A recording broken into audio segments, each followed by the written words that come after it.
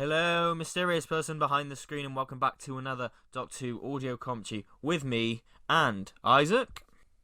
Hello. And this time we are doing World Enough and Time and The Doctor Falls, the Series 10 finale. So, yeah, without further ado.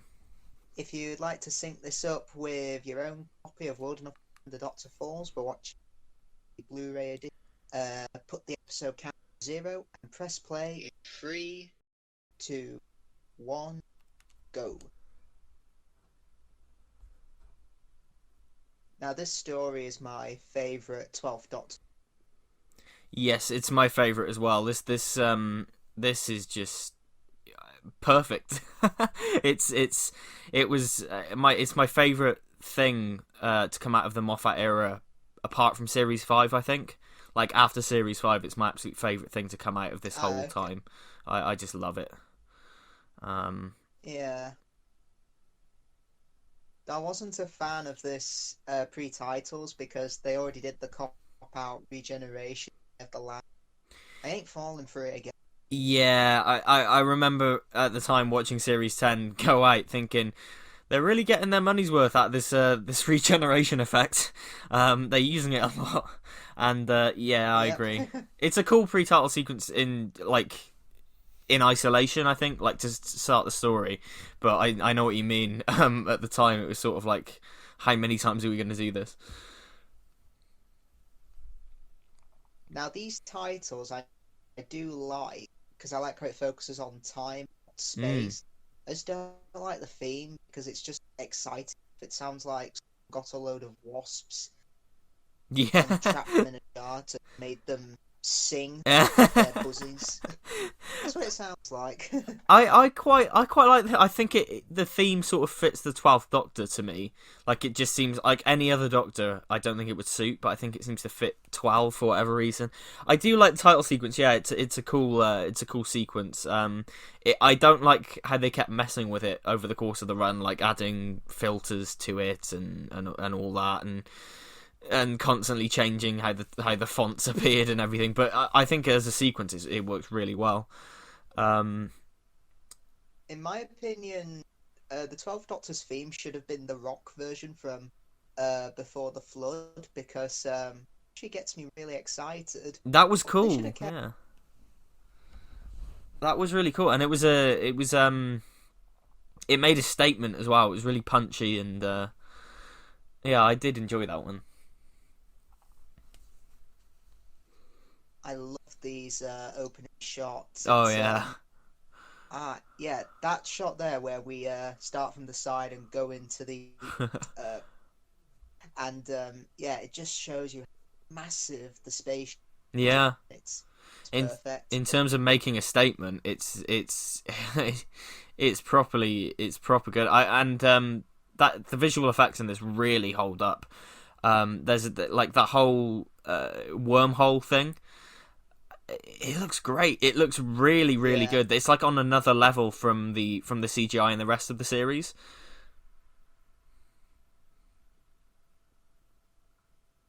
Now, I'd really like a big finish series of Master Who.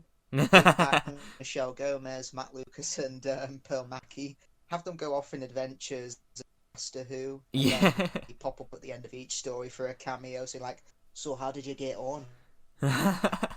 That would be kind of cool, actually, because this is kind of a cool concept, actually. Like, I really like the whole arc in this series of the Master redeeming herself. I think it's a really cool arc, and I like this idea of, like, just to test it out, to test if she's actually being serious. Like, kind of the Doctor puts her in a situation, in a doctorish situation. It works really well, and it's very he would 12. Go in... Yeah, exactly. Yeah, I read one comment that said, how would the Doctor be Master? It's not like he's a mass murderer. Well, he also went to see that mass murderer in prison, so I don't...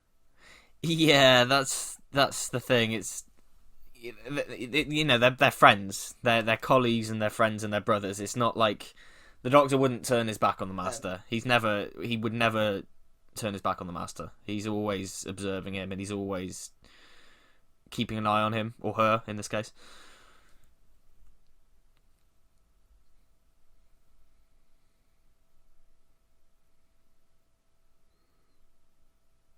Yeah, the 12th Doctor, Bill and Joel, that is a perfect Oh yeah, moment. really like and as because for me as well at this point, because I didn't like Clara at all. Like I really did not like that character. Coming off of 3 series of Clara, getting Bill and Nardole, particularly Bill, was just this huge breath of fresh air. Like I Yeah, at the time it was just like, oh man, this is just it's so much more fun with her around, and I kind of forget how much I like Bill and until I actually watch an episode with her in. She's so good. yeah, she. Mm.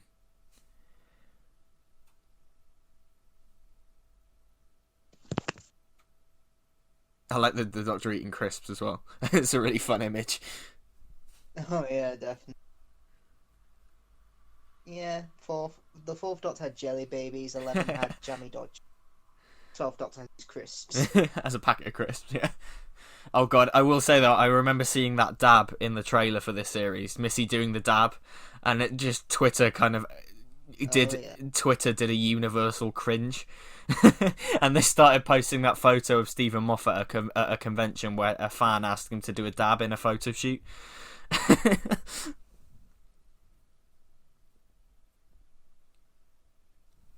Now, if this being Moffat's one of Moffat's last stories, Mm. he obviously does it sets it in his two favorite things: an abandoned space and plays a time and see Yeah.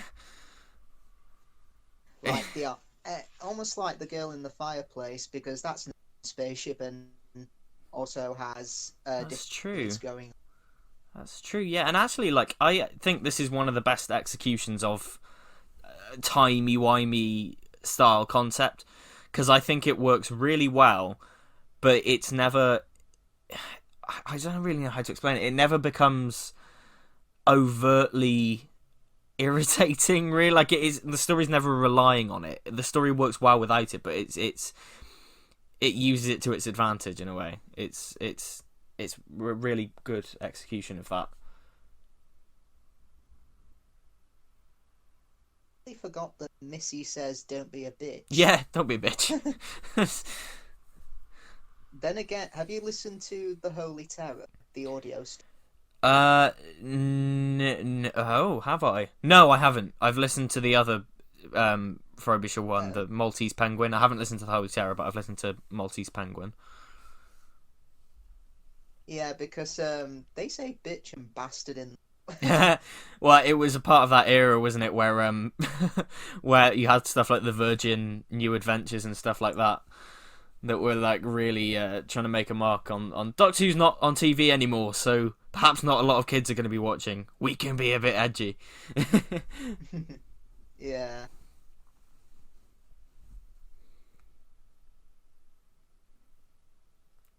And I love this whole bit because this is like you think we're just going to get that classic 12th Doctor bit where he pauses everything and makes this big grand speech, I am the Doctor and all that, and then it just gets cut short halfway through. It plays with your expectations that you think this is okay, so the 12th Doctor's going to do this thing that he always does, he's going to talk him out of it, and then it just gets cut short halfway through. It's brilliant and it's so shocking. yeah, and as a prologue for a story, it is such a great setup Oh my god, because yeah. yeah, it's something we've not really seen before. The companion just dies. Yeah, it's really, and it's really quite gruesome as well.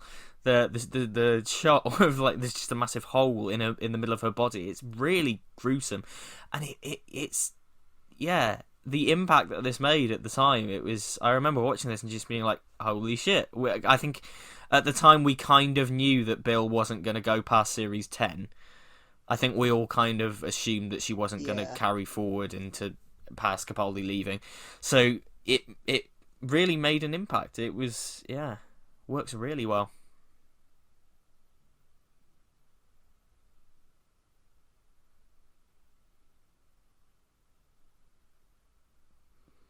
yeah. Bill, for me, gives me a lot of peace in a way, though. Mm, Uh, unlike Ace, Bill would yeah, beat up a Dalek.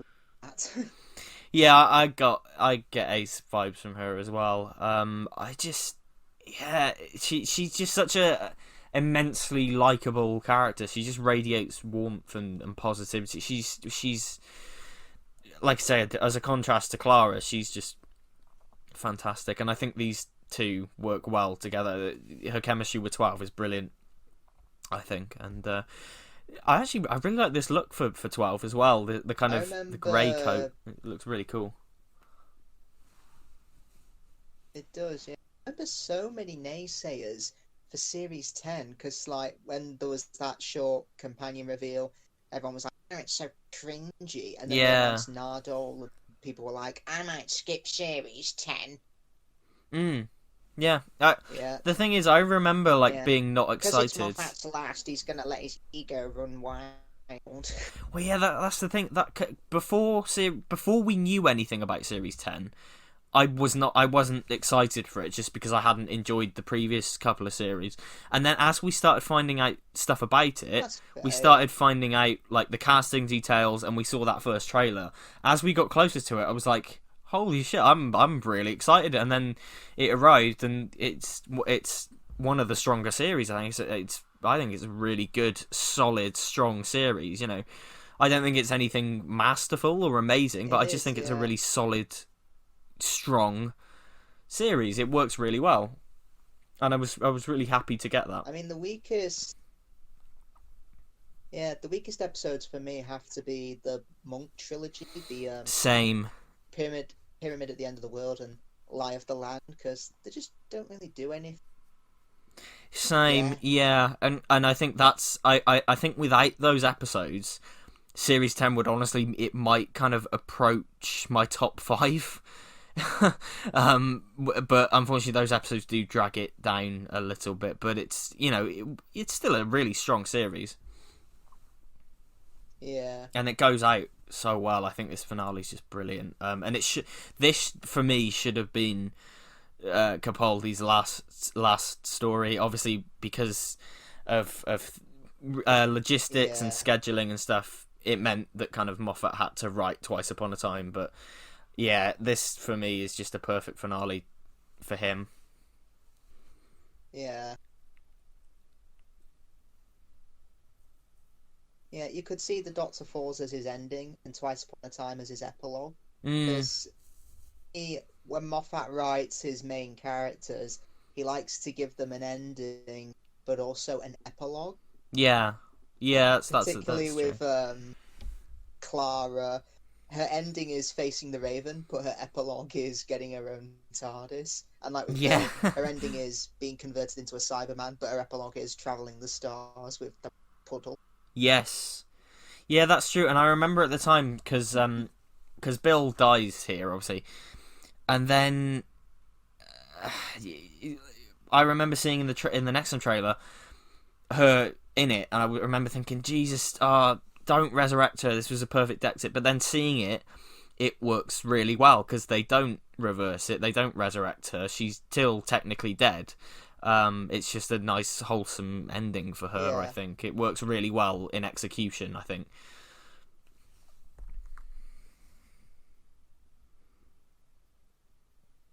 yeah, because I remember, quite a few people saying, "Oh, I don't think I'll watch Series 10." But then, as you said, we started to find out more about it, Yeah, like the Mondasian Cybermen coming back. Uh, there were hints of a classic series writer coming back for yeah. Series 10. I was cross, I was crossing my fingers that it was a Terrence Dicks or Bob Baker, but I thought, I bet it's someone from the Seventh Doctor era. Yeah, I was hoping for Ben Aronovich, but turned out to be Rona Munro, which I don't think anyone expected. I don't think everyone sort of betting on which classic writer it would be. No one really said Rona Munro, but it was quite a nice surprise actually. Yeah. Now, Stephen Moffat actually, he posted a joke, like on his Instagram, I think, as a comment, where he said, referring to this episode, believe I wrote an episode where it just takes the Doctor an entire episode to go downstairs. Yeah, that's very true. That it's very, very true. And yeah, this But I remember at the time. but it definitely adds to the story because Bill waits for the Doctor. Yeah, He fails to save her because she's eventually turned into a Cyberman. yeah, for sure. It adds to the story. It doesn't ever feel like setup. And I remember when this aired, immediately people were like, "This is a new classic. You know, this is a new Moffat classic up there with Blink and Silence in the Library and stuff like that." And yeah, it definitely made an impact at the time. But I think a lot of people were holding tight after World Enough in Time because, Mm, with Series 8 and Series 9, Moffat's finales tend to have that reputation of a great first part, but a completely shite second half. And while I yeah, disagree with that, quite a lot of people, don't really like the second half of his finales. yeah. That's was definitely so. I remember I was kind of like that for a bit. Once this aired, because I was just like, come on, this was such a strong setup, please stick to the landing, and thankfully he did. Yeah.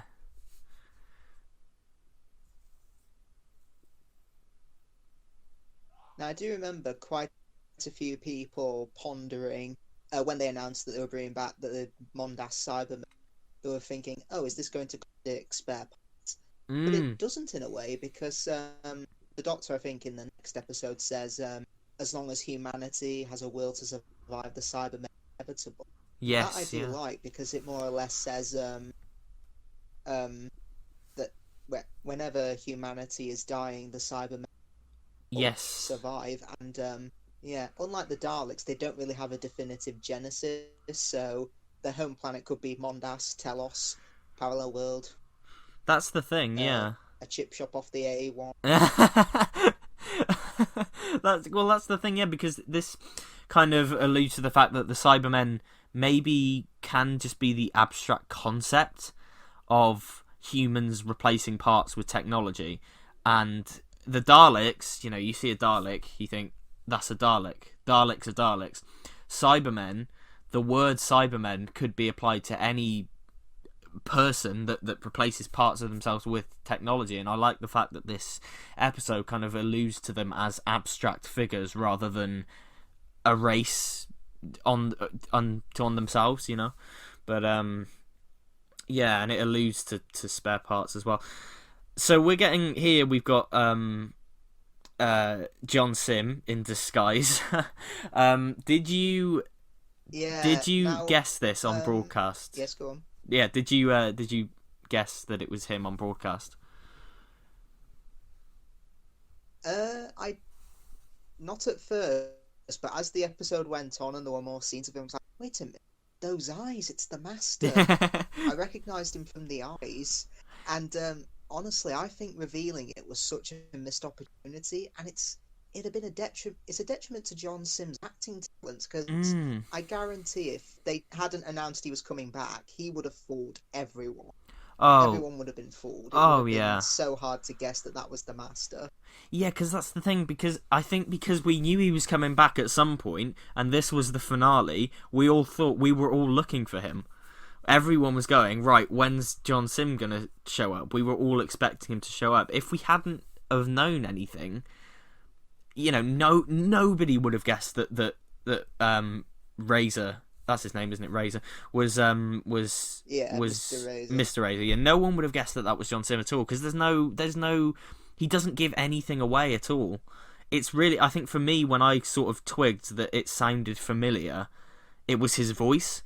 Because I didn't guess outward that it was the Yeah. Master. I didn't go, oh, that's the Master. But I knew it sounded familiar to me, and it was his voice because the little intonations. But without the knowledge that he was going to show up eventually, I don't think, I wouldn't have put two and two together. Yeah. I love this scene. It's Mm, straight out of a horror film because you've got the patients pressing the button saying pain and kill me.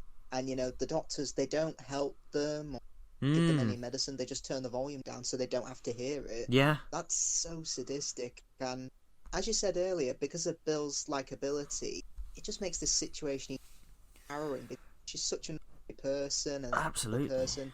She didn't Yeah. ask for any of this. And of course, she wouldn't know what to do here. Yeah, exactly. And it's she doesn't know where she is. She doesn't know what the hell's going on. And we're kind of in her shoes now. And yeah, this is properly horrific. And I know that I don't know. Did it get complaints at the time? I know that sort of people were going, "That's quite extreme for 7 o'clock on a Saturday night." But yeah, I wonder if it did get complaints because it is really dark. I don't know if it did. I know Mm. Dark Water did get some a Yes. bit too mid into the afterlife. Yeah. Which, yeah, that's another topic entirely. That's such a deep debate. But yeah, this one, it does push the boundaries. It really really pushes the boundaries for a family show.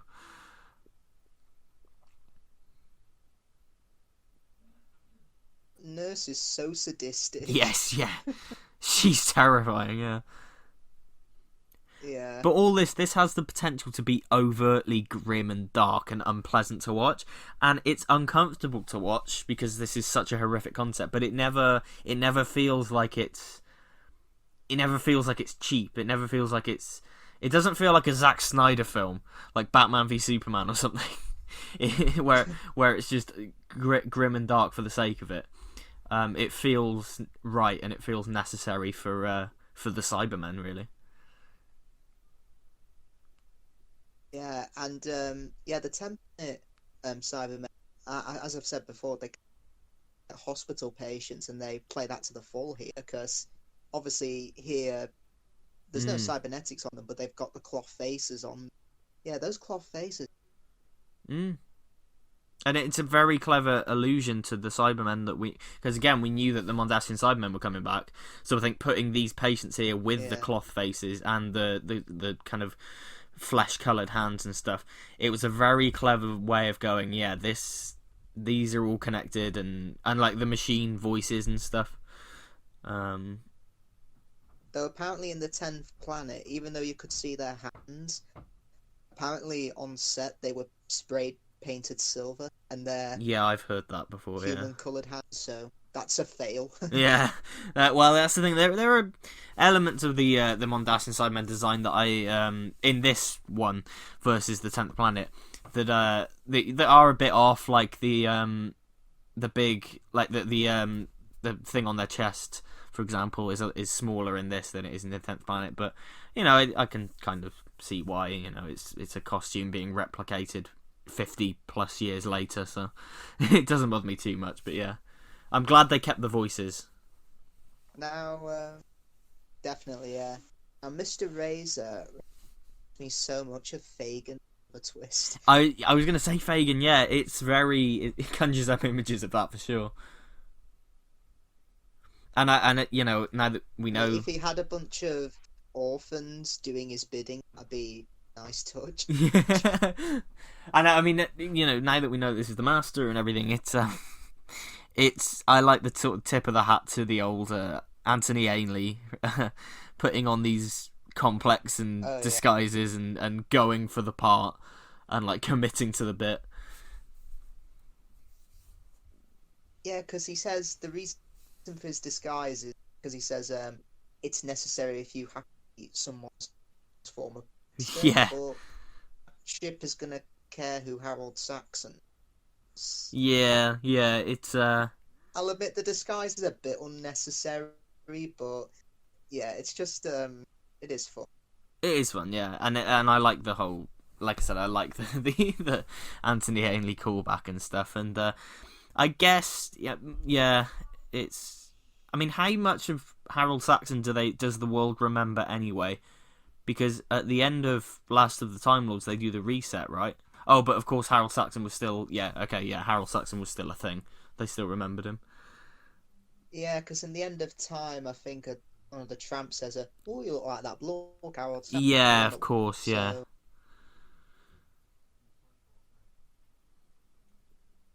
I wonder, in the Master, the Doctor, does the Master have a wardrobe? And which disguise? Yeah.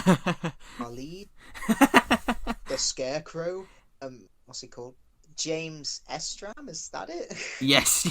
Sir Giles Estram from the King's Demons. What was it? The Portreeve from Oh yeah, the Portrait. from Castrovalva. Yeah, I Yeah. guess he just has a wardrobe full of them. He's probably got his leather jacket in there as well from the movie, leather jacket and shades. The Terminator tonight. Yeah. I kind of hope that Michelle Gomez and John Sim come back in a future series and co-star with Sacha Dhawan. It'd be nice, yeah, because we still don't really know where Sacha Dhawan fits in the cycle. And I think it would be a big shame Yeah, to get rid of this redemption arc. I think it would be a big shame because of how well it's done here. But yeah, hopefully we'll find out more about, because I have no doubt that he'll be back. He'll be back at some point. So I hope we find out more about that when he does return. Yeah, because I know quite a few people. It's very justifiable saying, "Oh, I didn't like how the man turned as evil to miss his redemption." But to be honest, as a showrunner, I kind of thought that Chibnall would be Master just as Stephen Moffat. Yeah. Yeah, it's yeah, I can understand why, but yeah, I hope we find out In fact, more I've about the Dewan Master realised. as it goes along. I hope we do find out more and we go deeper into that. In fact, I've realised this. Graham Williams is the only showrunner post Barry Lyndon, of course, who did not Master. Even the TV movie bet him on that. Oh, why? That's true. Yeah. Oh, for sure. Yeah, that's really weird to think about, actually. Although, to be honest, a Graham Williams master, a master from the Graham Williams era, God knows what that would have been like. Imagine if Douglas Adams wrote him, he probably would have written him. Yeah.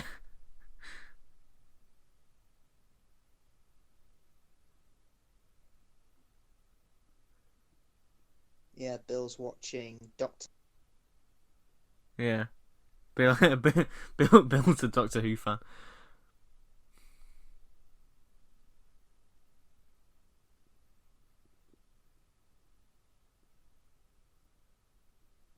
Have you listened to Spare Part? Yeah, not for years though. It's been a hell of a long time. Yeah, I listened. Well, I mean, during these whole thing too, quite a bit more big. Oh yeah. I've not. Particularly the first 100 because they're so cheap to download. They're like free. Oh yeah, for sure. Like plus, loads of them are on Spotify. I think like a good chunk of them now are on Spotify. Yeah. So I've got quite a lot of access to them. It's been a long time since I've listened to a big one. The last one I listened to was Storm Warning, actually, just because I fancied a McGann audio to put on. But it's been a while. It's been a long, long while. I should get back to Big Finish at some point.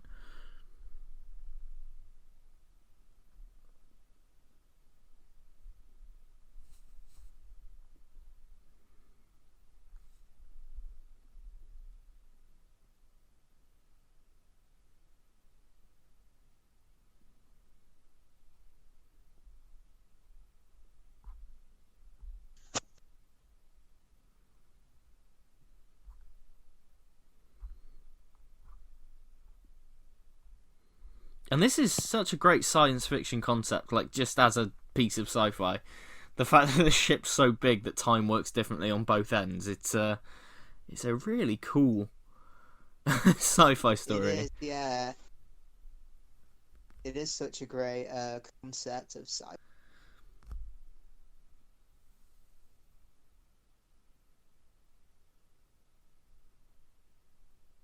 It just takes the Doctor an entire episode to.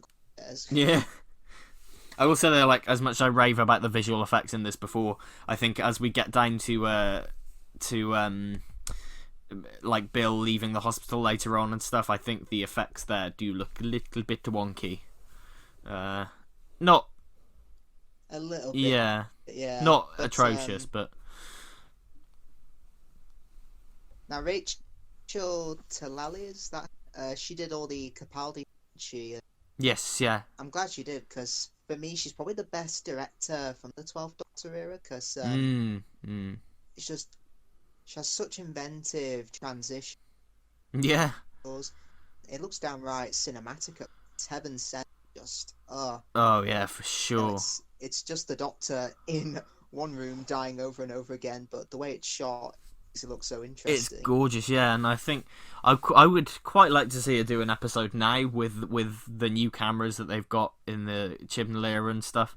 And the sort of cinematic stylings of the Chibnall era. I think she could do great work now, but yeah, she's great. And I was watching A Nightmare on Elm Street 4 the other day, and her name came up in the credits as one of the producers, and she went on to direct Nightmare on Elm Street 6, and she directed some of the Friday the 13th as well. So she's got a horror background, and I think she applies that really well to this story in particular.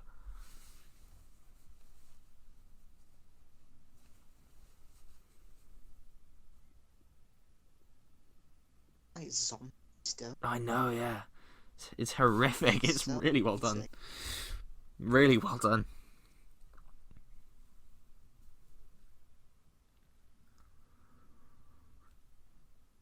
I know later we do see other cyber variants like the Pete's World one and Yes, yeah. Iron Silver one. I think it would have been cool if they put in a few shock variants in or something. I thought that at the time, yeah. I thought it would have been really cool to have all of the, like, Asylum of the Daleks boasted about having all the Daleks. I think it would have been cool if, like, having all the Cybermen in this, because we had that one in Death in Heaven when Kate puts the Invasion Cyberman head down on the ground. We had that little Oh yeah. little thing, so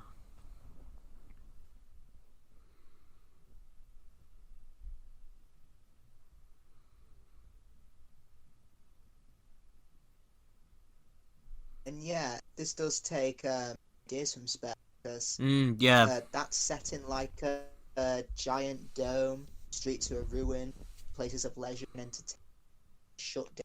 There's slime con actually, kind of Razor. yes, yeah. I can't remember the character's name from Spare Parts, but there is a slimy con man in it. That's a bit like Razor actually. Yeah, there is like, because I remember when we kind of all first heard about the concept of this, everyone was like, "Is it going to retcon Spare Parts? Can't retcon Spare Parts."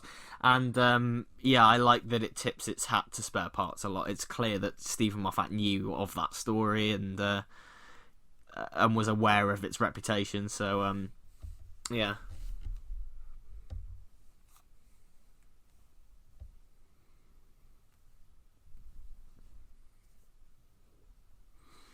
And the brilliant thing about this is you actually kind of you grow to love Razor. Like you grow to sort of find him quite a lovable character, Yeah. and then when it's revealed that he's the Master, it's actually kind of a bit sad.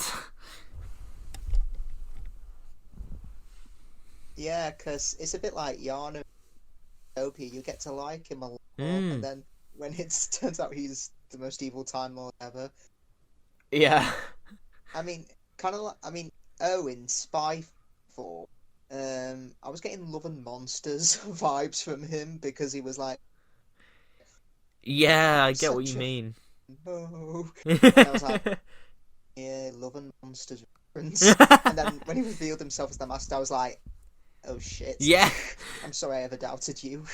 Well, it's interesting you bring up the O thing, because I was sort of like, the problem with the O thing is I think I'd been spoiled on it, because Fair Dues they kept it all under wraps, but I remember seeing a few weeks beforehand someone was going, "Oh, Sacha Dhawan would be great as the Master," and I hear rumors, I saw that tweet about Yeah, rumors, and I just sort yeah. of brushed it off. But as soon as he appeared in the show, I thought, okay, he's gonna be the Master, isn't he? So it didn't really have the impact for me, but Yeah, it's funny because whenever I watch an episode, I'm able to actually block out any rumors I hear or any Yeah. fan theories I hear because I'm just like, okay, it's Doctor Who, let's watch it. Show me what you got. Yes. Yeah. Kind And of. Yeah. I agree. I know what you yeah, mean.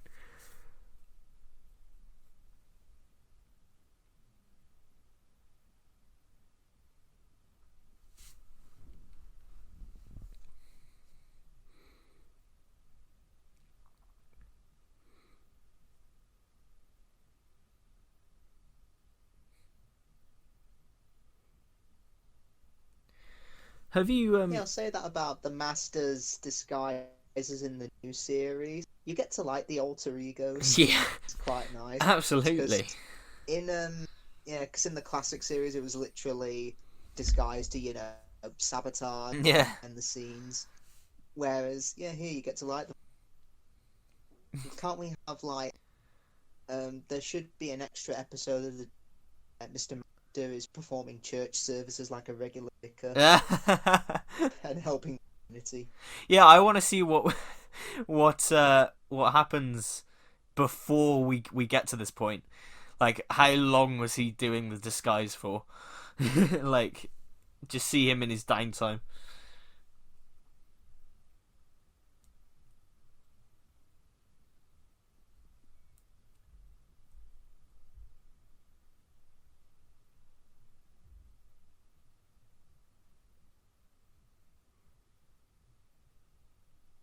Mr. Razor, it's not an it.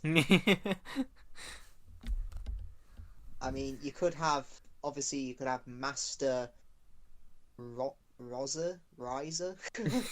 You could have someone called first name Mike, last name Astor.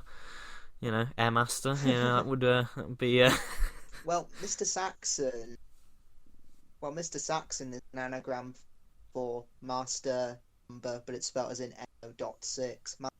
Matt. Yes, yeah, Master No 6. Yeah.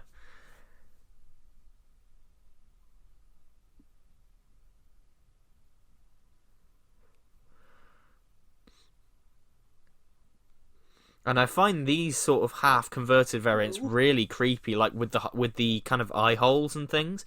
I find them probably more creepy than the ones without the eye yeah, holes, actually, because it's just yeah, it's really really sinister.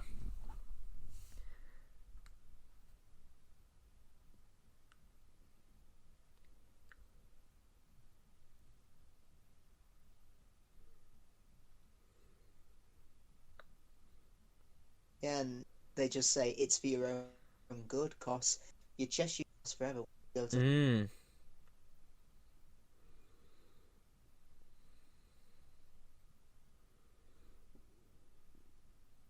and yeah, ages have passed since Bill first came here, so the whole so yeah, they think they're doing better for them because at the start they were saying kill me, but Yeah, now they think, well, we can offer a solution to the pain by putting you into a metal suit. yeah. It's and you know you put the pieces together as it goes along of where it's going and how they're going to end up and stuff. It's really cleverly done.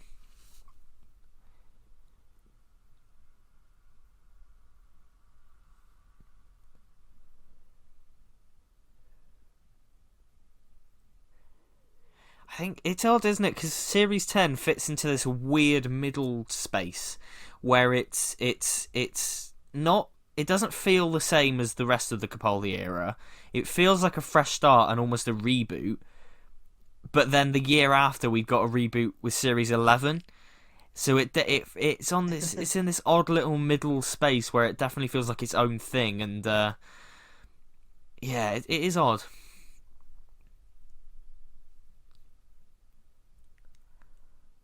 Yeah, because I mean, the first episode is literally called the pilot, and Yeah. feels it's very good as a introduction. Mm. Mm. Yeah, it feels like Series 10 was designed to be a bit, or at least the first half anyways, it was designed to be a bit more casual in that the first half is just literally is mostly isolated adventures. It feels a lot like Series 11 in many ways. That first half.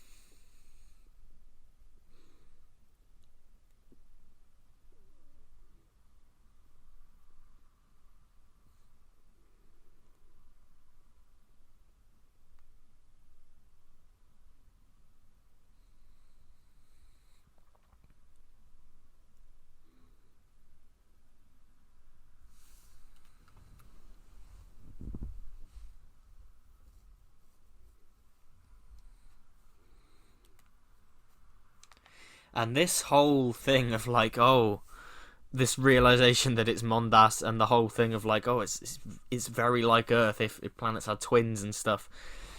It immediately sets alarm bells off in your brain. It's really well done.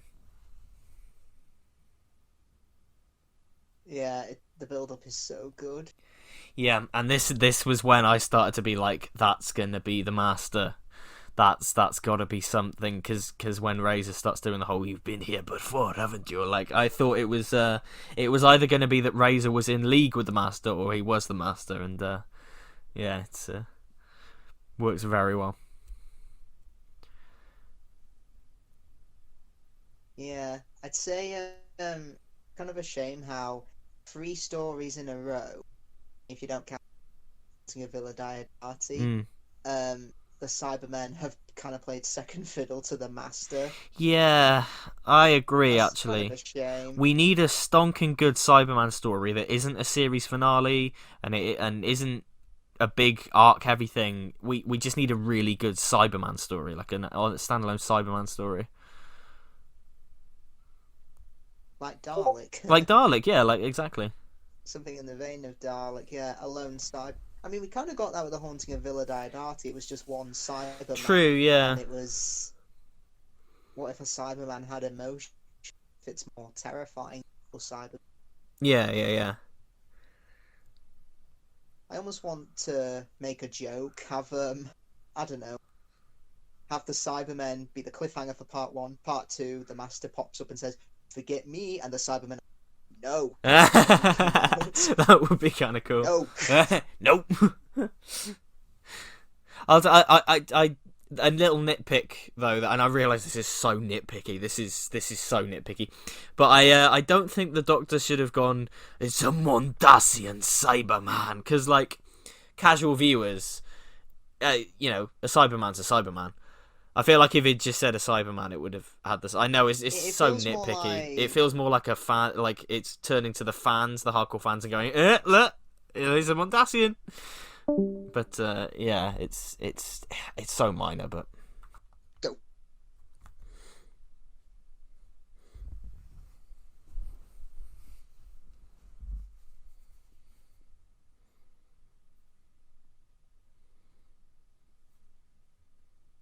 Yeah, the Mondasian Cyberman, it just feels a bit more like a fan term. Yeah. It'd be like the Doctor meeting this Master and saying, "You're the Johnson Master." Yeah, exactly. That's kind of my issue with it. And I actually watched this episode with my nan when it went out, and she turned to me and went, "Oh, what Cyberman? What's the difference between them and normal Cybermen?" And it's just it's unnecessary. Yeah. And I really like this music cue. It's really cool. And I love that in a minute we hear the whole like it's a really nice callback from Murray Gold. Oh yeah, the drums. Yeah.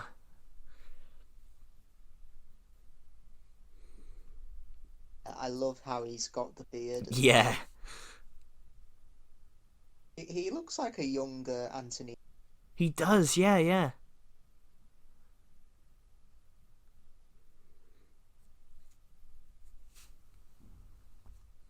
Where does the Alex Big? Oh, yeah. I'm not gonna lie, I always kind of forget about him.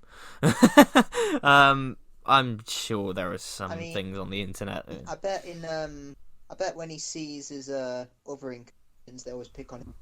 Yeah. No, I'm not gay. I was married for 3 years. Oh, please, dear. Oscar Wilde was.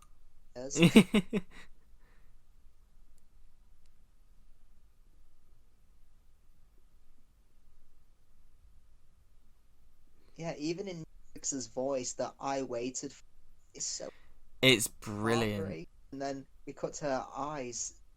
Yeah, I'll say this about the Moffat era: they do show cyber conversion really well. they do. Because in Death Yeah. in Heaven, you see Danny Pink in the Cyberman. He looks like he's squashed into there. Yes, yeah, and his face is It like just looks bulging really out of it. gruesome.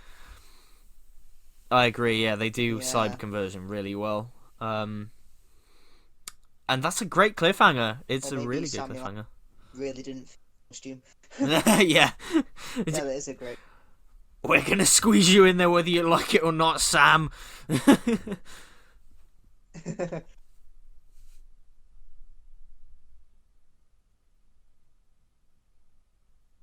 Yeah, honestly, I don't mind seeing the other Cybermen variants here, because, as they say, they're upgrading, so it makes sense that they would go through. Yeah, yeah. No, yeah, I get it's cool seeing them, and it means that yeah, it feels like a really great Cyberman story. It just works really well, I think, and I always, yeah, every time I watch this, I always just think, bloody hell, this is such a good story. Yeah, I think we should talk about Capaldi a bit more. Kind of neglected Oh him. yeah, yeah, I think out of all the actors to play the Doctor, he's the most versatile in the sense that you could take him out of his era, put him into any decade, any story, and he would still fit. oh yeah, oh for sure. He feels like something from the classic series, but also he has enough of that kind of modern. He has enough modern sensibilities that he could easily fit in like the RTD era or something. He's wonderful, and we were really lucky to have him as the Doctor. I think we Yeah, were and so you can lucky. tell. Yeah, you can tell Moffat had so much confidence in it because, this series he made him blind for Yeah, like two yeah, episodes, and then and in Heaven Sent, the previous series, he gave him a whole episode to himself. yeah, That is amazing. yeah. That's it shows some serious confidence in your leading man for sure. And one thing I noticed here is they put emphasis on the children at the start, and in one of Moffat's first stories as showrunner, The Beast Below, the Doctor says, "I never turn away from children crying or children in danger." Yes, That's kind of uh cyclical. Yeah, it's cool. I mean, those people shooting at the Cybermen to them like, "Sorry, we're Yeah. closed."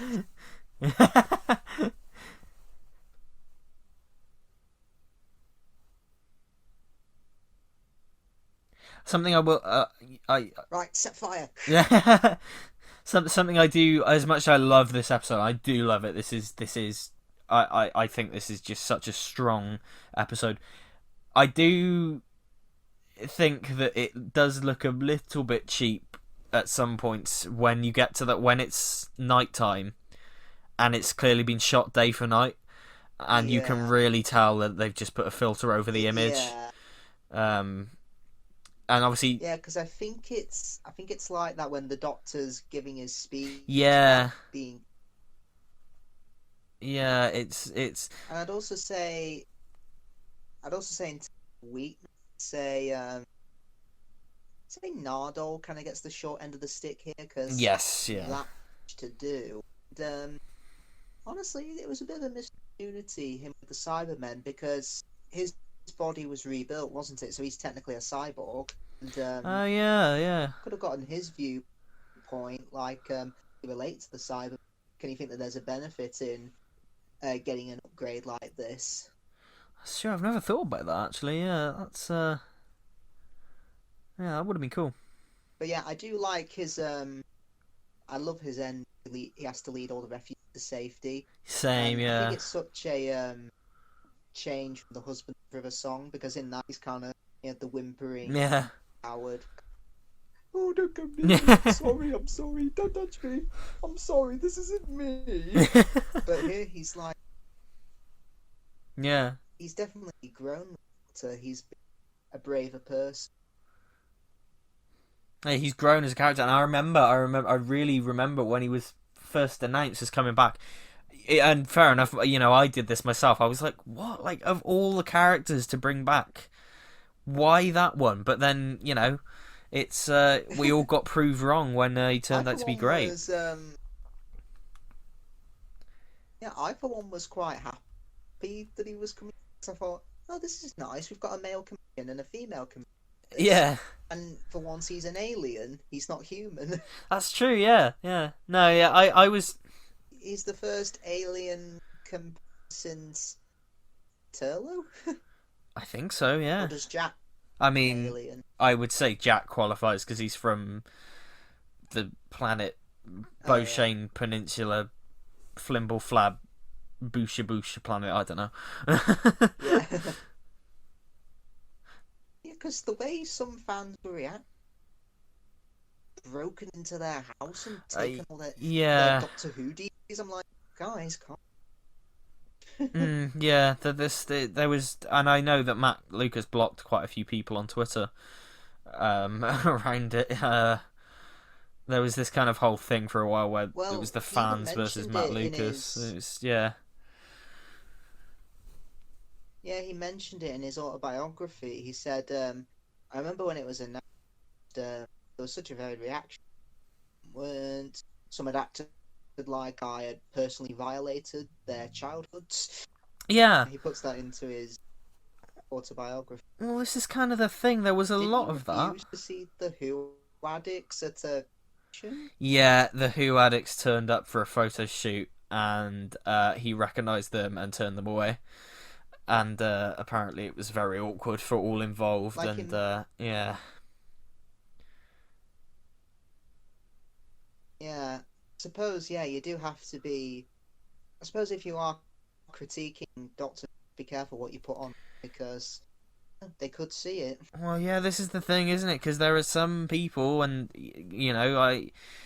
I'm not saying anything bad about the Who addicts here. That whole situation was really odd, and I really like the Who addicts, but there are some people who say that they're criticising Doctor Who when really they're just attacking the people who are in it, and there are people like that, and it's just there's a fine line between criticising a character in something that you love and going after the actor, I think. Oh yeah, definitely. Yeah, I've heard one excuse saying, "Well, they're not on social attack." Shut up. I hate the excuse where it's like, oh, but they chose the life of a celebrity. They have to be prepared for it. It's like, no, you don't. You choose the life of the celebrity. That's such a so. There's no excuse to not treat them like human beings. You don't choose the life of us. Honestly, no one goes into acting expecting to be a celebrity. That's the thing. You have to lower your expectations. Yeah. And fame could come to you over, but it doesn't to everyone. Well, that's kind of the thing, and that's kind of true of any creative profession, really, isn't it? Or any profession entirely. Like, no one starts playing football expecting to be the next David Beckham or something. There are people who aspire to that, but it's not gonna. I don't know. It is frustrating because there are people who just don't. All they see is the characters on the TV screen. They don't see them as real people. Yeah, but of course they wouldn't say that to them because they're... Exactly, yeah, you wouldn't say that to them in person at all. Yeah, those types of people, they go against everything the Doctor says. They're... Yeah.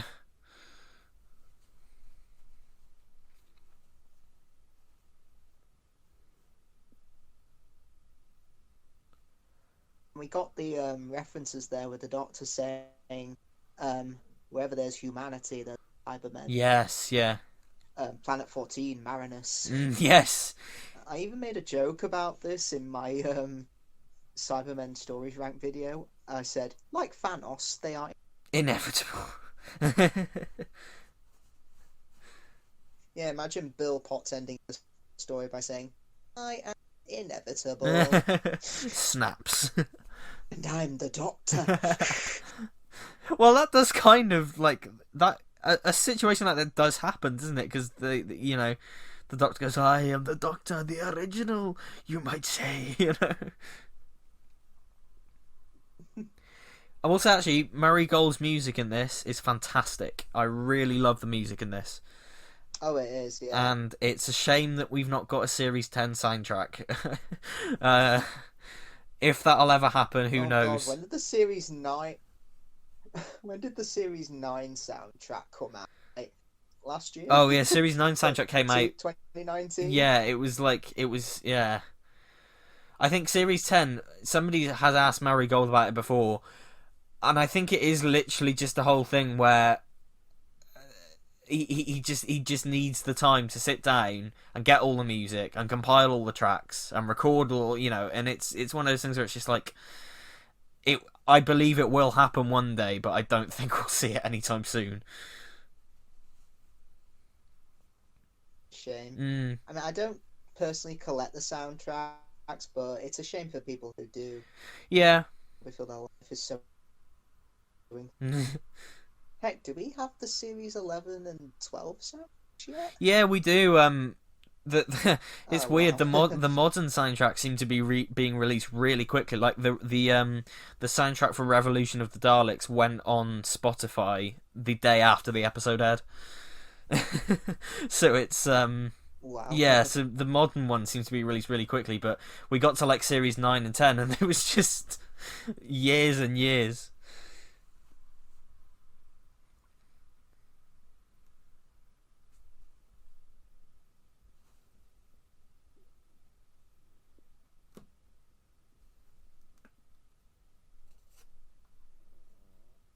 Now, this is very reminiscent of, I'd say, the Pertwee era, particularly a story like Claws of Axos, where the Master causes something bad to happen, and it goes wrong, so they have to work together. Yeah. But of course, if the Master, I mean, like in the Claws of Axos, the Doctor tries to put them in a time loop, but the Master's like, "Oh hell no, I'm out of here. I'm not staying in that time."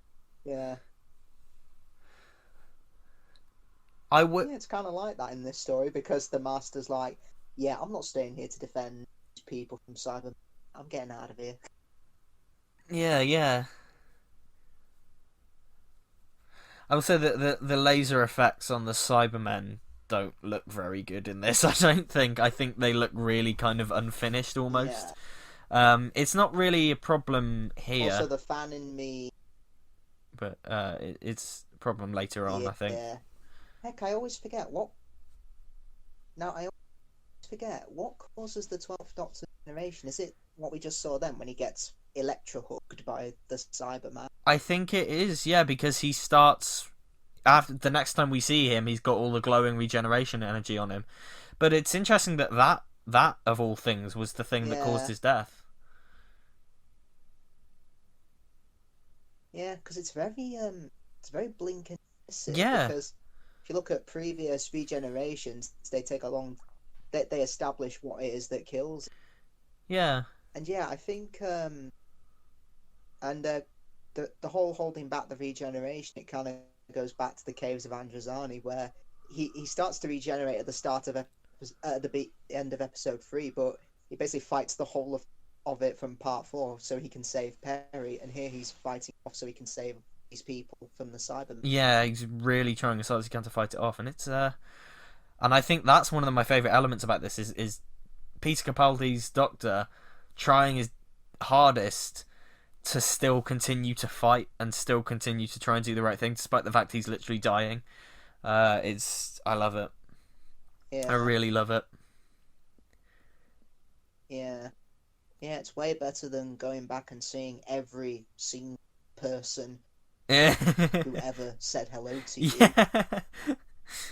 I'm surprised. And I know that because in Death of the Doctor, the Sarah Jane Adventures, the 11th Doctor reveals he went back and saw Jo. Saw every single did you see one. All of them, then? He went to the grave of Katerina. God. What, in In space? space, he just went and saw Katarina's floating corpse in space, and just went hello, and just buggered off again. Oh, oh, yeah. He went, That's why I don't like that regeneration in the end of time, because it feels silly that he'd hold it back just so he could see all friends again. But here it makes more sense than the Doctor. yeah, he's literally Yeah, he's not fighting, dying yeah. until he's done it.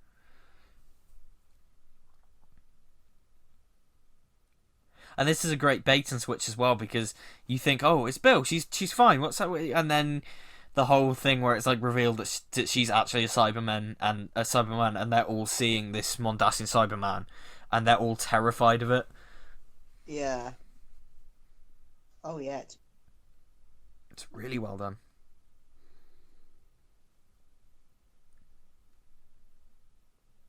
He's kept lost. Just, is it kind of a metaphor for her coming in? She never came. Yeah. She never came out to her close. Yeah. Yeah, that's interesting. I've never really thought about it like that before, but yeah.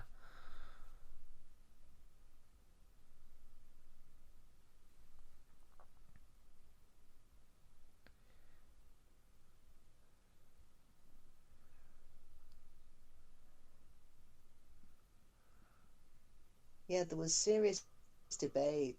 Well, I really shouldn't say serious, but yeah, there was people, saying Bill's sexuality. So Yeah, I remember. I know. yeah, Yeah. go back and watch. Series 1. Every episode that Jack appears in, he references his sexuality. Oh, also, yeah. I think it's a case of, if people come on board not watching the first episode, you need to establish, oh, Bill's a lesbian, don't you? Yeah, I You need to agree, yeah. establish character traits. I think because at the time I was sort of like, the problem wasn't that they kept saying it. Sometimes I felt like the way they kept saying it was quite clunky. If you know what I mean, like some of the dialogue was, yeah, I can admit that. like literally mid sentence she would just say, "Oh, by the way, I'm gay," but like I don't see. Yeah, I definitely don't agree with the whole thing of like, oh, they're shoving it down our faces, because I think this was the series where that whole group, that whole Not My Doctor group, who were like, the show is too political now. This was the series where that started, I think, and I think it is all down to Bill. Oh yeah, so many people have said it started with Capaldi, and Capaldi was an experiment in mind.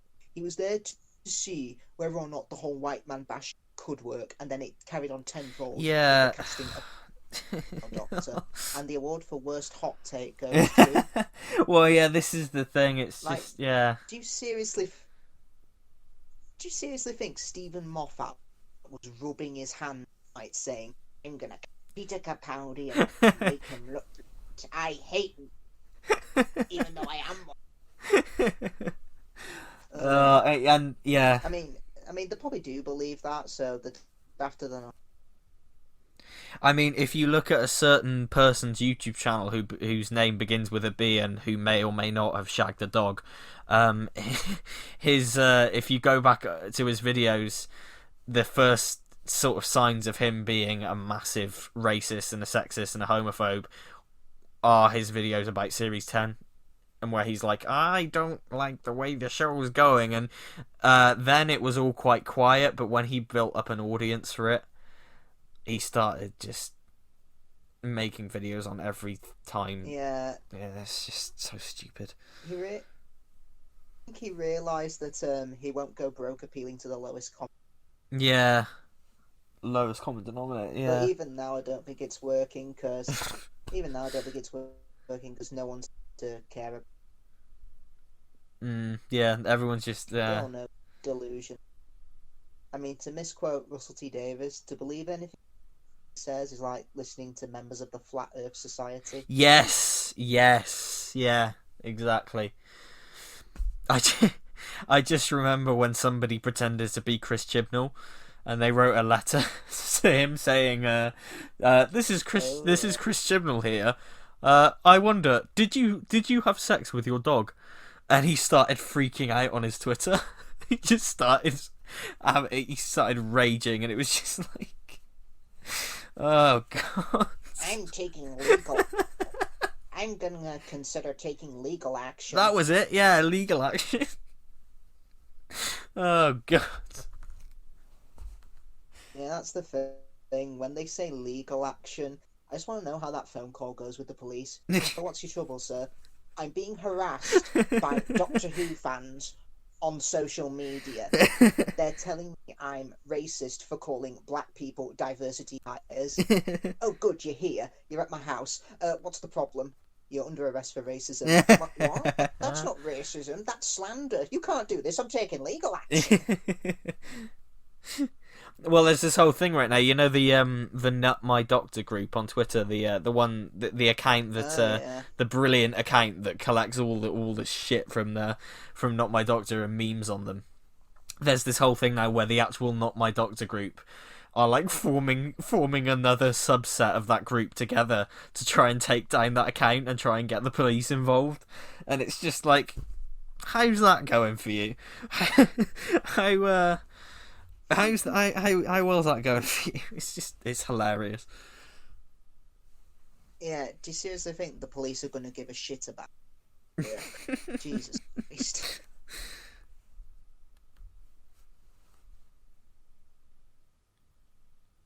Now, these transitions here with the perception today, it's very seamless. It is Because seamless, as we yeah. saw there, Bill says people are always going to be afraid of me. And then it cuts to how everyone sees her as a side. Mm.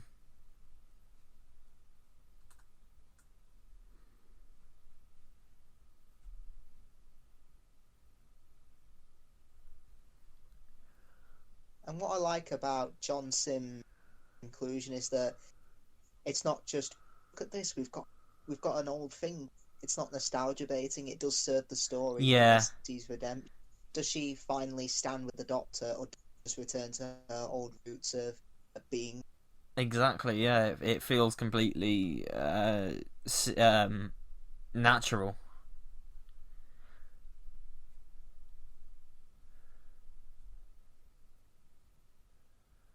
In fact, one thing I realised in this story is that the Master doesn't drum. Yeah. Yeah.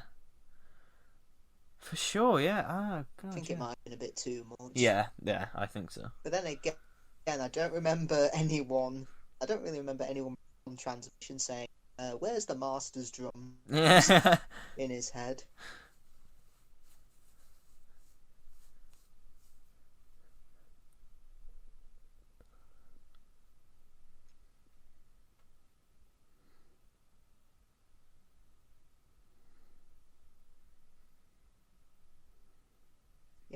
Yeah, I do like him. Back the. I'd say my problem is at the end when he says, "I will not change," puts it in the snow and it puts it Yeah. out. Like, that's just stupid. It's like the bit in Home Alone. It's like...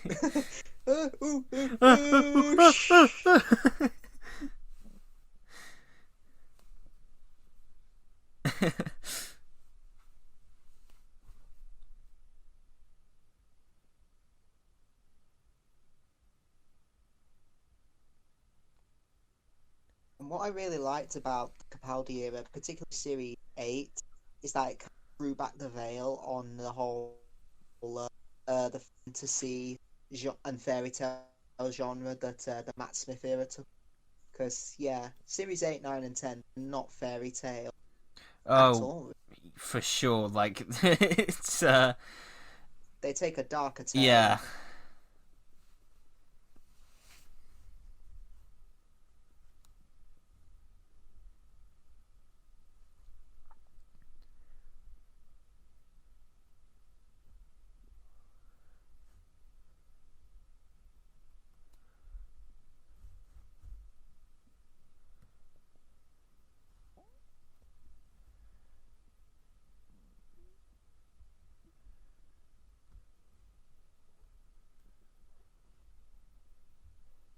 Have you ever met Pearl Mackie. I haven't. That's such. Yeah. Because I went to Comic-Con 2018 and I think there was a photo shoot option. You could have Peter Capaldi, Pearl Mackie, Steve Madden Oh wow. all in the same photo. Yeah, she. but didn't have it because I wanted to meet some classic doctors. Yeah. Colin Baker. Have you met her? Yeah, I've met her a couple of times. I got a photo with her, and I got her to sign the back of my Series 10 Steelbook. And she's Oh, that's she's brilliant. She's so nice. She's just a really down to earth person. She's just really nice to talk to. She's really great, and it shows through in her performance as Bill, because she's just, like I said earlier, just this like wonderful, optimistic, positive kind of ray of sunshine almost. And she's very much like that in real life. I can remember. Have you What was that? Sorry. have you met Peter Capaldi? Yeah, I met him. I met him in 2015 at the Doctor Who festival. He was very nice as well. Yeah. Yeah, I didn't meet him, but he did walk by me No. Comic-Con, because he was going from, like, I think the autograph table maybe to, like, the photo shoot, whatever, and yeah, he had sunglasses on and everything. Oh, Yeah, nice. he walked by and waved to a couple of fans, but yeah, there was like an attendant with him holding up a sign saying no photos. Oh yeah, that's the thing, isn't it? This is like a proper celebrity moment with him in shades and everything. Yeah, that's the thing at these cons. They're just Yeah. like, no, get away from these people, pay up or bugger off. Yeah, because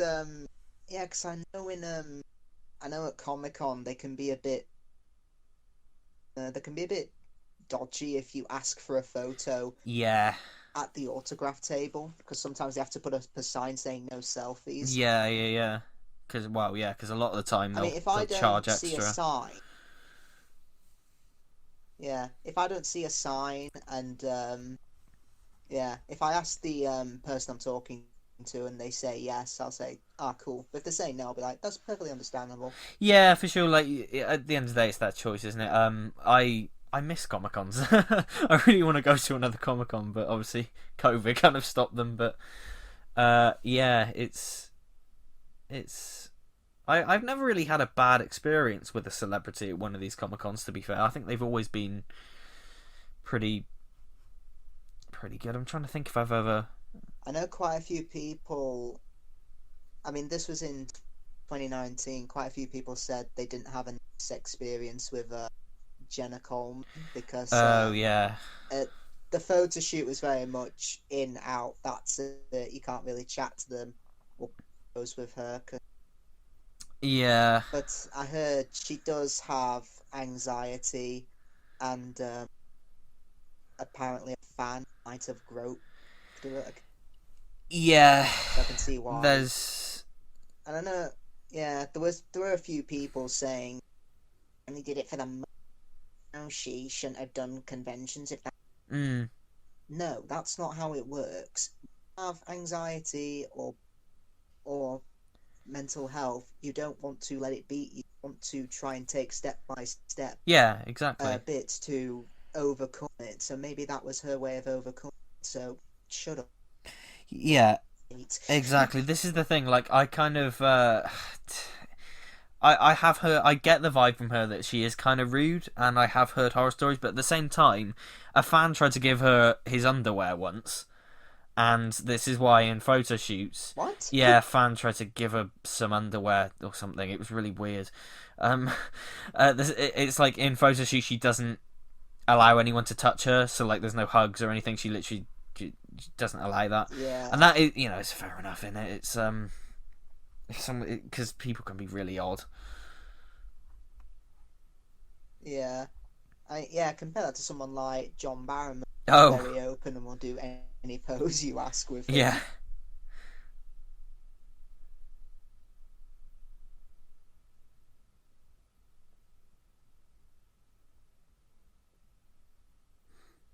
So we've just seen the Master putting on eyeliner, which is which is kind of a That is cool. yeah, it's a it's a new thing for the Master. He takes pride in it. Yeah, I'm not the biggest fan of the cyber. Yeah, It's too. it is too Iron Man-y. Yeah, I agree. It makes sense for this story, I guess, for what they want the Cybermen to do. But yeah, I agree.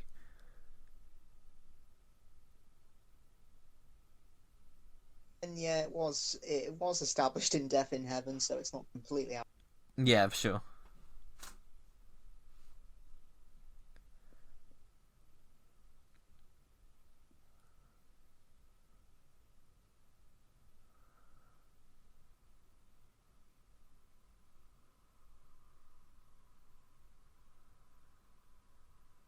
I mean, I was surprised when John Sim came, because I'd heard a story that Good Time making Doctor during the era, because apparently a fan may have gone up to him at convention, asked for something to be signed, and he said no, Doctor. Yes, I heard about this. Yeah. But yeah, I don't think that's true, because around about the time the story he did do an Doctor. I don't think that. Yeah, no, I've heard kind of. He said he even said he hoped to be in the 50th anniversary, because he was like, yeah, there's always a tradition of bringing back old monsters and the Doctor's 50th anniversary. I just found it a shame that I never got asked him to be in it. Yeah, I think what that was it was when he was first in Doctor Who in like 2007 or whatever. It got to the point where he was like Yeah. being constantly asked at like supermarkets and stuff for posters, and I think that whole thing of like fatigue from it is where that whole story of him being grumpy and miserable came from, and I don't think that was the case. It all just got blown out of proportion. Yeah, that's fair. Mm.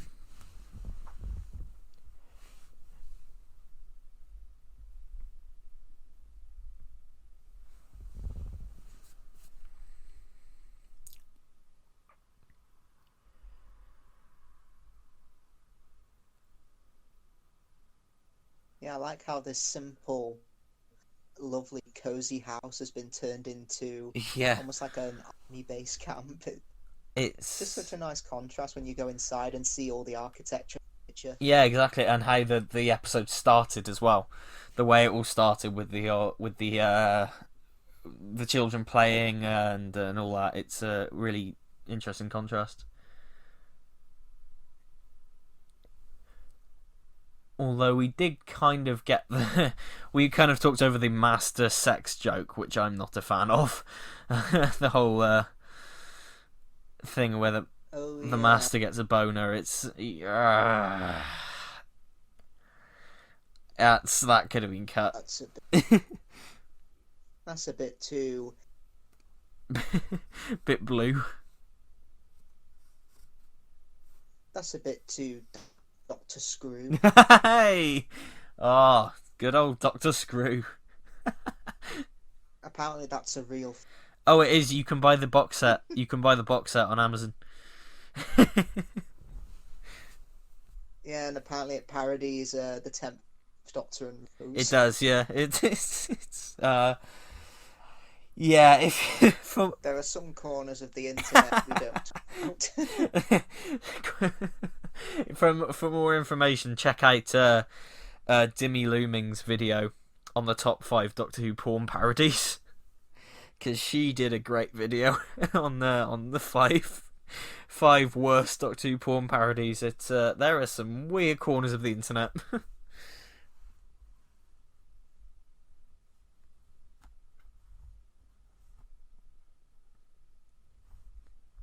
Realised the Master's holding a dematerialization circuit that looks like the one from Bird, Yes, it's a but it's nice. much.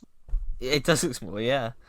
It's a nice attention to detail, though. It's I like that they made it, because that could have just been gone in the prop cupboard. Oh, that looks a bit futuristic-y. Get that. Could have been just any old thing, but it's a nice attention to detail that they did make it look like the Pertwee era one.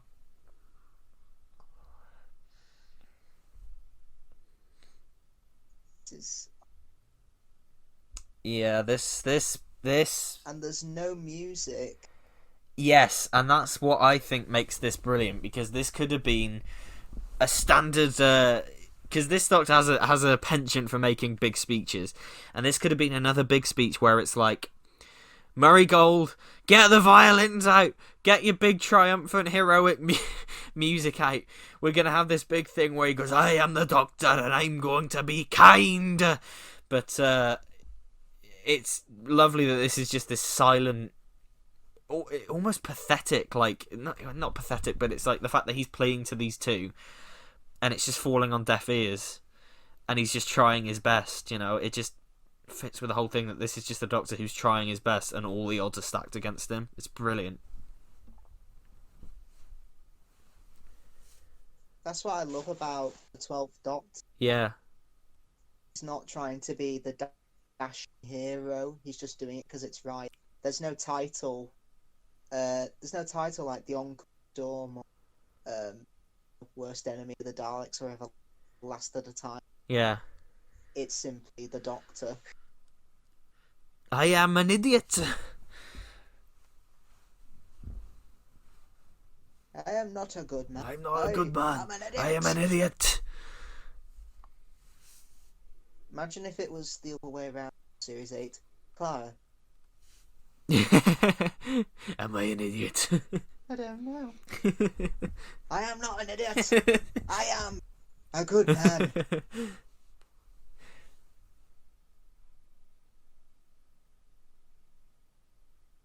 And the Doctor, I wonder if that was a reference to the original title for the 11th Hour was going to the Doctor Returns. Oh. And here we've got it as the Doctor.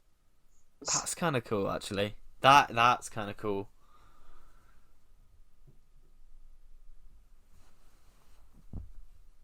Personally, I'd have gone with 12th Night as well. Yeah. Just make no reference to the Shakespeare play. Yeah. Because it's not about. Because that 12th Night title was knocking around for like Deep Breath for a while when people were speculating what that would be called. A lot of like fan-made title sequences would say 12th Night.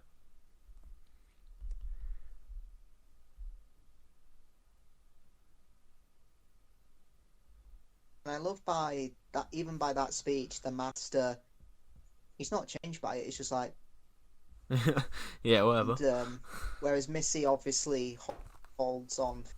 Maybe it is finally time to stand with. Yes, yeah.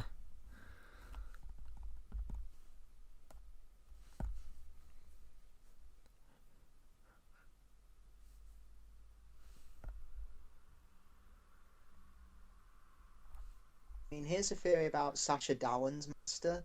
What if, shall we say, Roger Delgado was the first Master, and he is one of the 12 in between before we get to the Deadly Assassin, where he's a decaying corpse? Yes, yeah. I mean, that could work. I mean, what if he's one of those?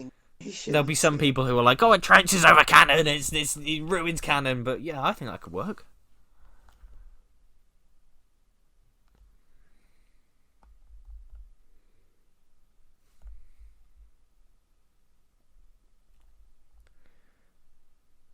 Yeah, the Cybermen, they don't have presence in this story compared to the last, but I think it's because of everything we saw in the last episode. It makes their threat even more powerful. We know what they're capable of. Yes. Their origins, and what they're going to do to any human they get their hands on. So, exactly. Yeah. The threat is still there, I think. For sure, man. Yeah, it works really well.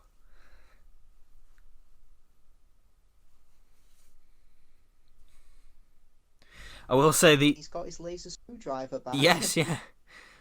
I will say some of the shots of the 2006 Cybermen walking, it really shows that those costumes are falling apart, because they clearly can't walk in them properly anymore, because there's that one later on that's walking towards the camera and his arms are up in the air and his legs are going all over the place. It's they've those props, they just look like they've had a good life. Yeah. They're clearly. I think it's because they've been in like they've been moved around a lot because they've been in exhibitions, obviously, Yes, yeah. and then obviously they've them again for filming. For like the proms as well, and like Doctor Who Live and everything like that. It's yeah. I think earlier on when we saw all the shots of them like, looking upwards, the rubber on the neck, you could see the neck piece just peeling away and like cracking and everything. It's just like, Yeah. leave them be for a bit. Leave it. Just let them let them die down for a bit. Well, I mean, there was even a figure made for Series 2 called Destroyed Cyber. Yes, yeah, So I suppose could be a nice callback. yeah.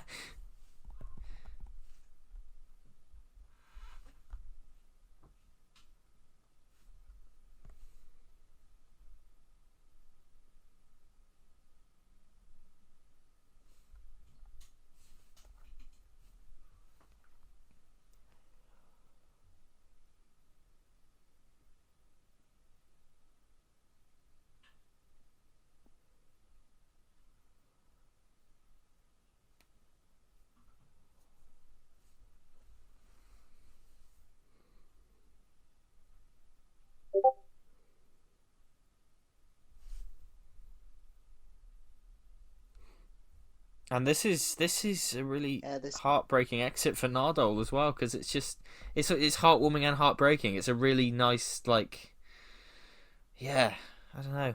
It's a really because they all say goodbye to each yeah other.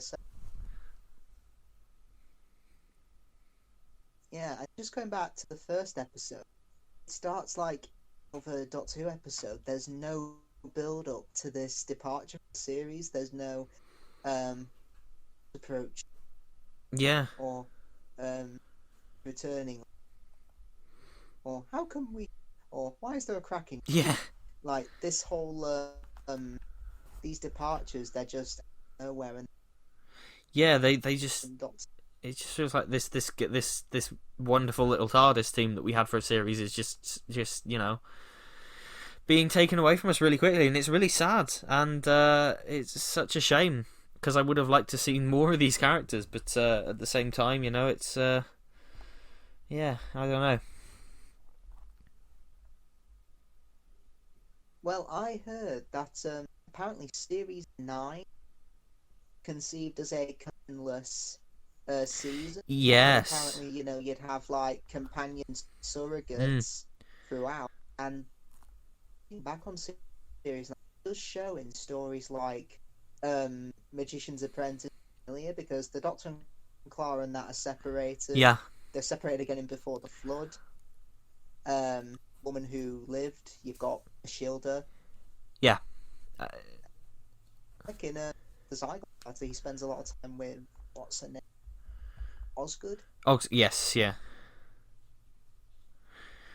Yeah, it's kind of interesting because, like you say, you can see it, and it's that it got brought about because of the whole thing of like Jenna Coleman was supposed to leave and then came back again and kept coming back, and it's yeah. It's weird. I wonder if this thing, the Writer's Tale book from Russell T Davies. Moffat said he'd never do one like that, but I'd love to see a book from him about his experiences. Yeah, definitely. I'd love to see what was going on in his head when he wrote episodes and years. I know he said he'd never do it, but it'd be great, and especially because we've heard since that Series 7 in particular was a miserable experience for him. Apparently it was just the worst time for him because he had the stress of planning for the 50th. Yeah, he considered... And, yeah, he considered leaving, but when Capaldi came on, it was like, just felt like a new lease of life because he had a new doctor and he was like, I was with this and yeah, like that.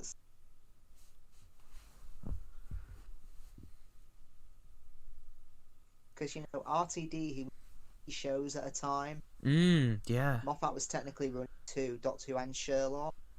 Yeah, Chibnall is only the one. Because I don't want to be over Yeah, exactly. Yeah. There's people saying RTD shares too. Chip no can't. Well, A, you've just answered Yeah. your own question. B, you probably have no idea how hard it is TV. Yeah, exactly. It just go into a machine and you've made it. Yeah, It's complicated. it's really so... difficult. And I mean, Now that is yeah. Sorry, go on. Missy. I was just going to say Missy has stabbed herself. Yeah, That is pretty gruesome. it You is. see the blood in it. And you see like the blood on the knife, and yeah, it's really kind of. It's good though. I like it. Yeah.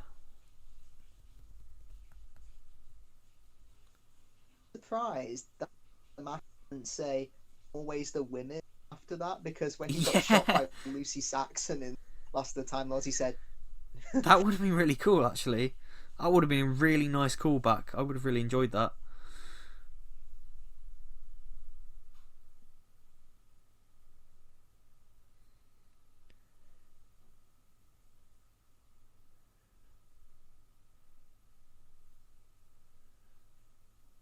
And this is such a sad goodbye for these two as well, because it's just like, it's just all these. because Their time together was so short. the Doctor regenerate, not know that Bill technically survived. Yeah. Oh wait, but he actually doesn't know that Missy redeemed herself. Yeah, He doesn't know that she was going to come back. He's going into this again without hope, yeah. help, He has no idea if any of this is going to work. without reward. Yeah. It works so well. Going to get anything out of this, but he does it because. Yeah.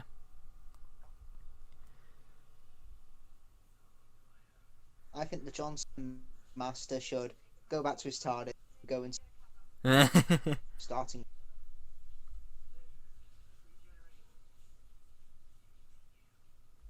He should see Lucy Saxon guy. Yeah.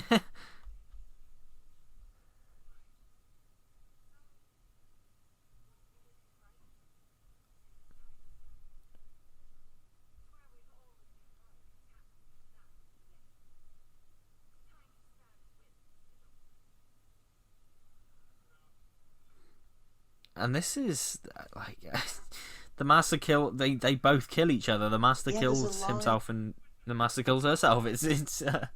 Yeah, it's. Yeah, and I just realised in Last of the Time Lords, the Doctor says to the Master, "Explode those ships as you kill yourself." That's Yeah. what they do.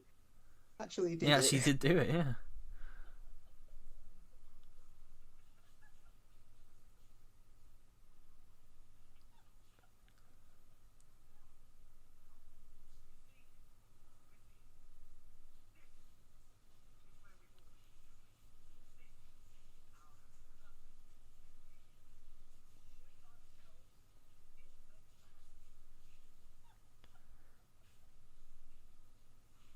Missy came back.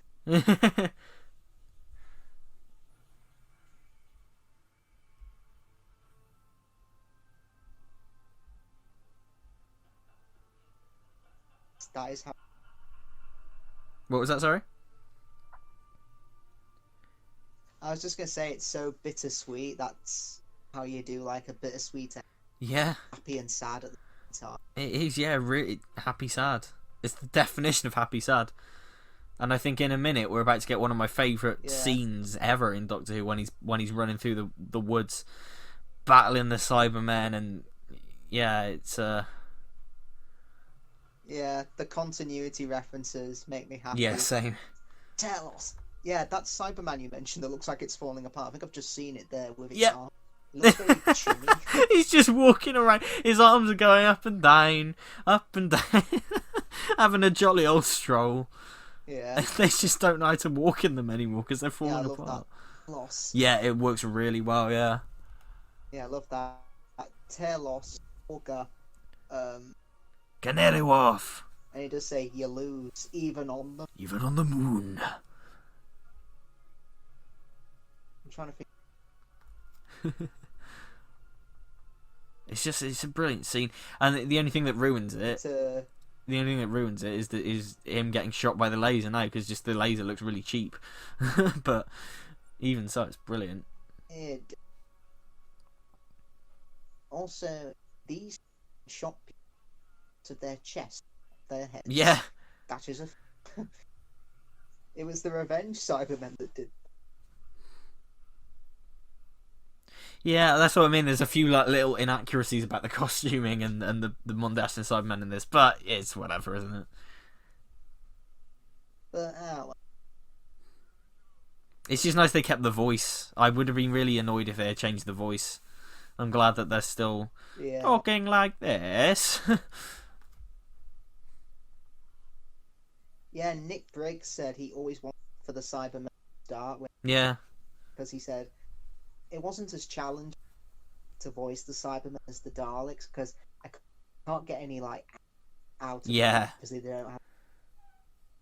In fact, I think he said up until this point his favourite voices were doing the Cyber Controller for Steel, because again, a Cyberman was quite a. So he was able to. Well, it's a bit of variety, isn't it? For years, I actually thought that was Roger. Yeah, same. I did as well. Yeah. I'm surprised he tried to dub over the Cyber Controller's voice in that with lines. Horses. What, Dave? And how will you do that from beyond the grave? What, Dave? If it's a boy, they're gonna name me. If it's a boy, they're gonna name after Dave. That would have been a really nice final line for the 12th Doctor. Pity, I hope there'd be stars. Yeah.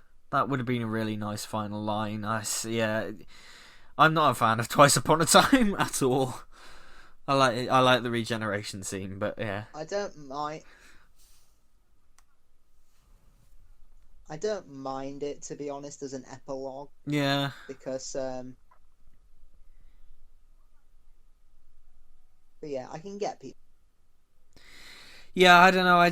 For me, it's the whole First Doctor thing doesn't help. The whole sexist First Doctor thing is just weird. I do not like that at all. And it just feels really unnecessary to me as a because this is so strong.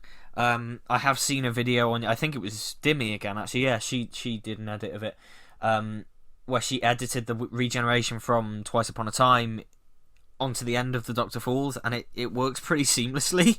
It just works really well, and yeah. Oh, so is it edited after? Is it edited after he wakes up and says, "Son tyrants perverting the history, and I will not change," and then it goes into his whole "Doctor, I let you goes"? I think it's.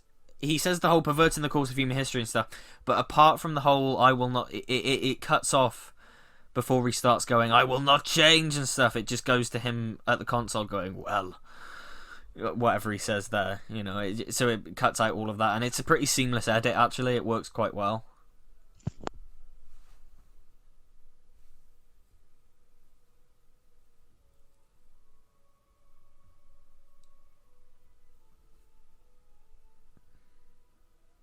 I mean, we're about to get the what do you call it? The what's it called?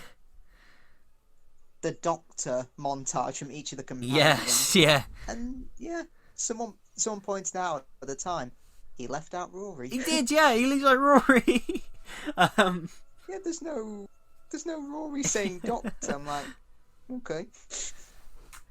This is he knows when he's not one. Yeah, exactly. This is a really nice. Yeah, this is a really good departure. Yeah. It's a really nice payoff to the first episode as well, because I remember watching the pilot, and I love the pilot, but I remember sort of thinking when Bill wipes the tear away and goes, "I don't think it's mine," I remember going, "What?" I just feel like, what's that about? And then this answers that question. This old puddle girl, what's her name, Heather, is still with her in a way.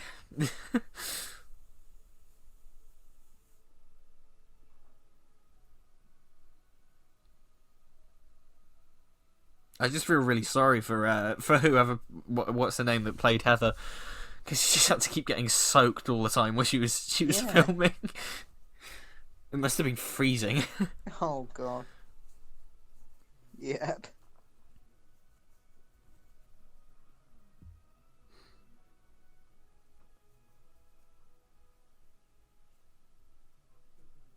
And again, Bill and Clara, they have kind of similar endings. Yeah, They go off with another woman to travel the stars. that's true. And Yeah, also, yeah. Bill and Danny Pink are quite similar. They're both converted into a cyborg. Yeah, yeah, very. I know a lot of people criticize this finale as being quite derivative, but I don't think it is at all. I think it works really well. That's the thing about Moffat. He will kill off his characters, but I think he has a more optimistic view of death. If to say, yeah, death is not, Death isn't the it end. can Yeah, be the beginning. Whereas in the RTD era, if you died, you stayed you were dead. dead. Yeah. Yeah, not. Is there a Matrix afterlife? No. Can I come back and have a? Can I come back and get my own TARDIS? No.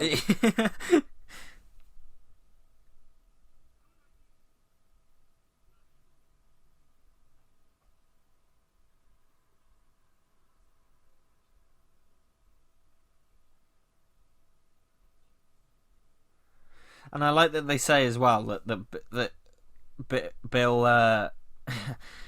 It's anytime she wants, Bill can just say, "Yeah, can I be a human again?" And Heather will just be like, "Yeah."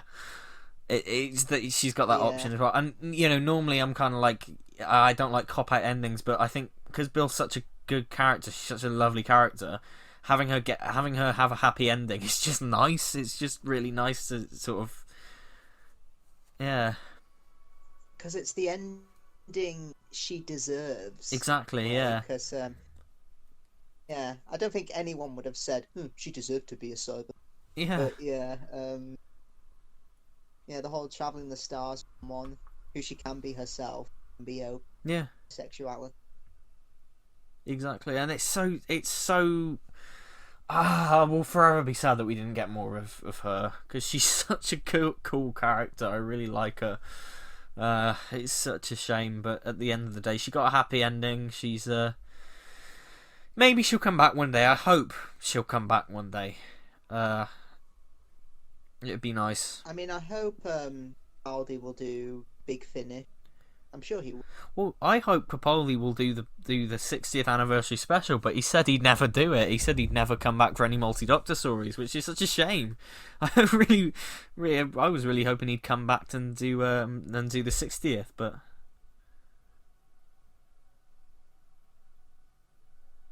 So apparently, a lot of the Series 8 stuff of him being quite, harsh and a bit colder was Capaldi. yeah. Oh yeah, for sure. I can believe that. Yeah, here it is. Here's the Doctor.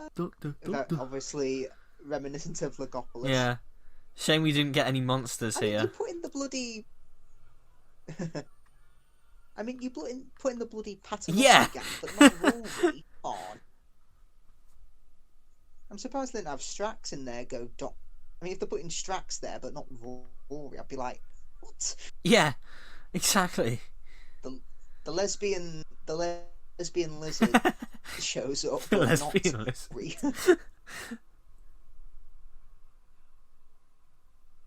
I like he channels Matt Smith here. He does the Matt Smith hand movements and stuff.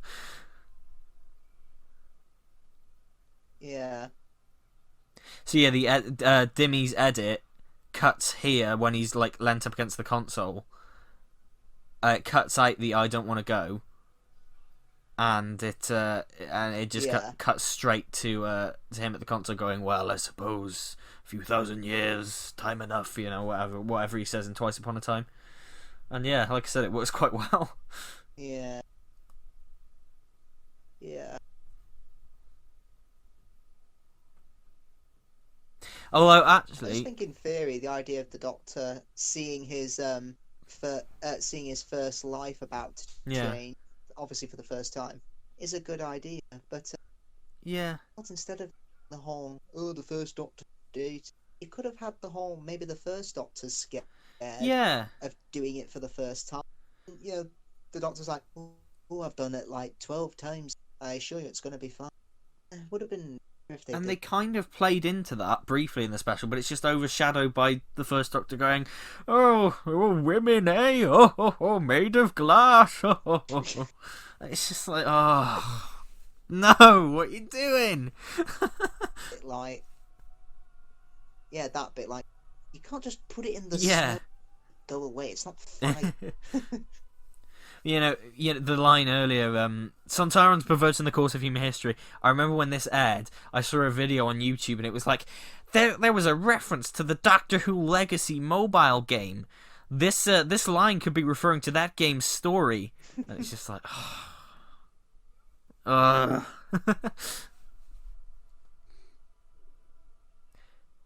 Yeah, I remember my jaw dropping Same. there was rumour that, yeah, people were saying first Doctor come back for the special played by David Bradley, but I didn't believe it because I'm like, people make. Yeah, same. But yeah, I think at a convention. bring on Christmas. I think at a convention somebody asked him and he was like, well, maybe, I couldn't possibly say. Which was basically him confirming it. but yeah, no, I couldn't predict that at all. I didn't, yeah. But yeah, that was Will Enough and Time the Doctor Falls. I love it. That was. It is a superb story.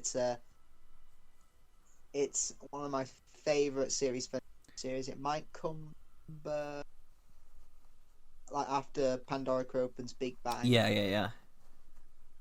This probably comes number 3 for me, but yeah, it's a superb finale. It is really well done. It's and it still holds up as well. It's just, it feels like a really nice, concise finale to the series and everything. It's just I just love it. I think it's truly epic. And yes. So what will we be doing next week?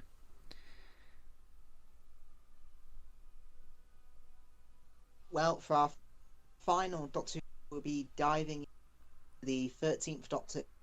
Yep. With Demons of the Punjab.